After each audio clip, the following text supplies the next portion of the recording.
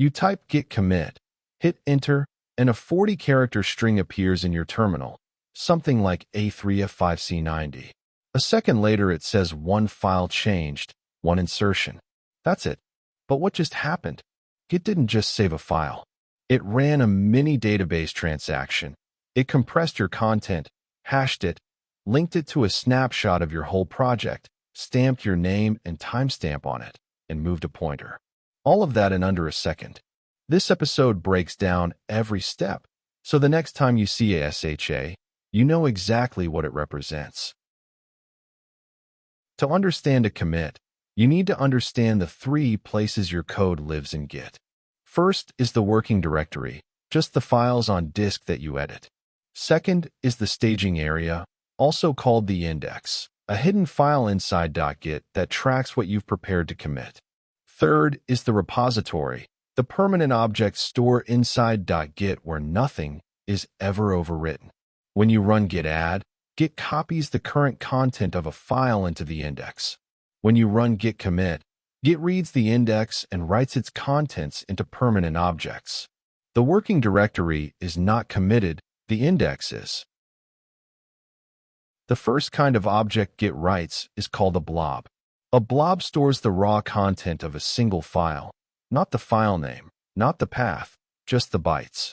Git takes that content, prepends a short header, compresses it with zlib, and runs the whole thing through SHA1 to produce a 40-character hex ID.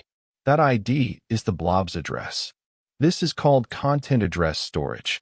The address is derived from the content itself.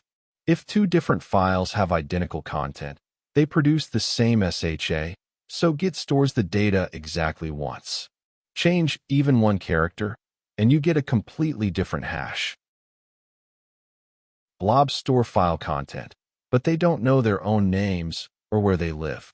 That's the job of a tree object. A tree represents one directory at one point in time. It's a list of entries, and each entry has 4 fields: a mode, file, or directory, a type, blob or tree, SHA pointing to the content, and the file name.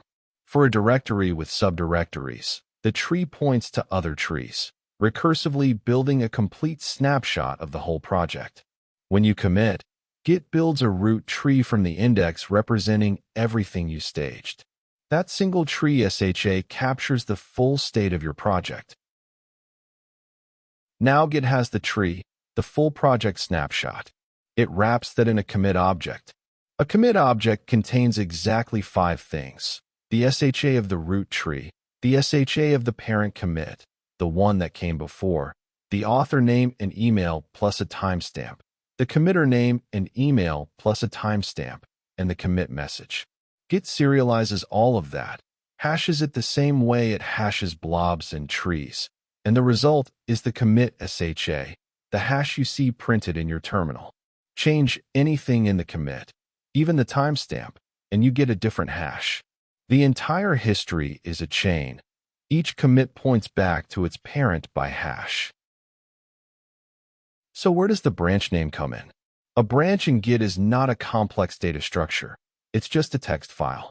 The file.git/refs/heads/main contains exactly 1 line, the 40-character SHA of the latest commit on that branch.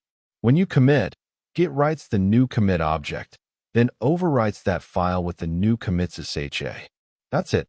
That's all a branch update is. Head is another text file, .git/head, that contains the name of the current branch. So head points to a branch, which points to a commit, which points to a tree, which points to blobs. The entire graph is connected through nothing but hashes. Here's the big insight that surprises most people. Git does not store diffs. Every commit points to a complete snapshot of your entire project at that moment. If a file didn't change, the new tree just reuses the same blob SHA. No data is duplicated because content addressing handles that automatically. This is why Git checkout can jump to any commit in milliseconds regardless of how many changes separate them. There's no stack of patches to replay, just a snapshot to unpack. And because every object is immutable and identified by a cryptographic hash of its content, the history is tamper-evident. Change anything in the past, and every downstream SHA changes with it. A commit is never lost as long as something holds its SHA, even a local variable in your shell. That's the power of the object model. If you want to see how this connects at the network layer, next episode we break down what happens when you push, how Git negotiates the minimal set of objects to transfer, and how that protocol works over HTTPS. So Git commit creates three kinds of objects: blobs for file content, trees for directory snapshots, and a commit that ties the root tree to its parent and your message. The branch is just a file with a SHA in it, and head points to that file. Everything is content addressed, immutable, and connected by hashes, which makes Git fast, safe, and surprisingly simple under the hood. This is Under the Hood, where we animate how the tech you use every day actually works. If this made Git internals click, subscribe. There's a new one every week. Drop a comment. Which tool do you want broken down next?